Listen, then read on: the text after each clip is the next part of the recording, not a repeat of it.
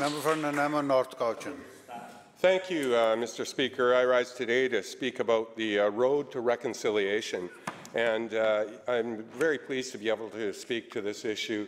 I represent 6 First Nations in the constituency I represent, and so it's really important to me, having grown up in the Cowichan Valley, to be able to make this statement. And basically, Mr. Speaker, I'm going to tell you 2 stories and then read off a bunch of facts, but those 2 stories, one's about a sweater and one's about my grandpa.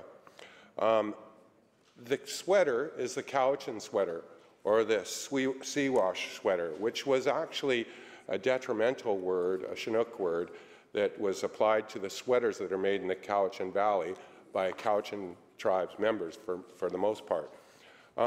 These sweaters use heavy, unprocessed, hand-spun wool to create beautiful, heavy, warm sweaters that are now world famous because of their marketing around the world, and they've been recognized federally, actually, as a historical item, and their importance to our culture and our communities and our region has been recognized.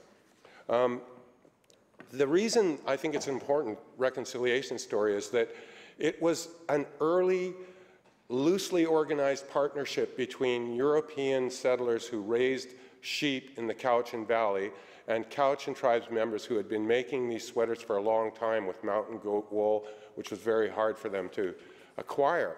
So this became a very important element economically and also a link between communities.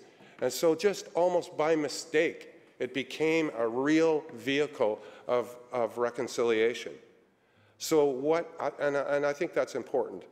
And finally, my grandpa. You know, after my grandfather, Elmer Routley, passed away, I was given a box of his belongings, and in that box were 2 notebooks. Handwritten in those notebooks were hundreds of Cowichan, Coast Salish words, Hulkaminam words, and they were defined.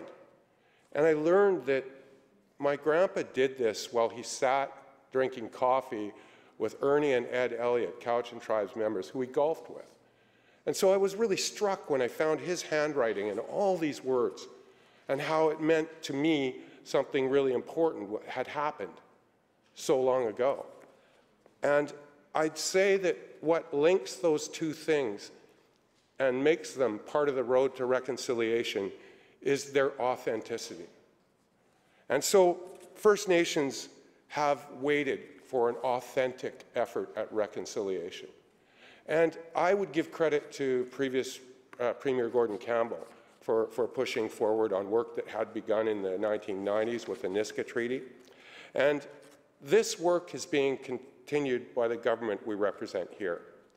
And I'm just going to read off a few things that our government has done along this path to reconciliation. And these investments are also something that is authentic, because without action, words are merely gesture. But they become authentic through action. And what we have done is make reconciliation a mandate, a priority across all ministries. All ministers are tasked with implementing and adopting the United Nations Declaration on the Rights of Indigenous Peoples. We introduced legislation, the first in Canada, to make this recognition. We made an historic agreement to share gaming revenue with BC First Nations starting this coming year to ensure that Indigenous people have the funding they need in their communities. That's working out to $3 billion over a 10-year period. $50 million grant to the First Peoples Cultural Council to support revitalization and preservation of Indigenous languages, like notebooks with handwritten words. Dedicated funding to Aboriginal Friendship Centres for the first time that ensures the continuity of critical services for urban Indigenous peoples. $550 million over 10 years to support the construction of 1,750 affordable housing units on and off reserve. On reserve, the first time a province has made such an investment. $40 million to build and renovate culturally safe First Nations-run mental health and addictions treatment centres in BC. There's much more, Mr. Speaker, many more gestures, not always investments, some to do with the care for children in care of the province currently. There's much more to be done. It's a long road, but we've passed that fork in the road as a province where we were forced to choose continued conflict over authentic partnership. And now that choice has clearly been made, and not only has it been made in the words that are said in this House, but through all of these actions, they are made authentic. Thank you.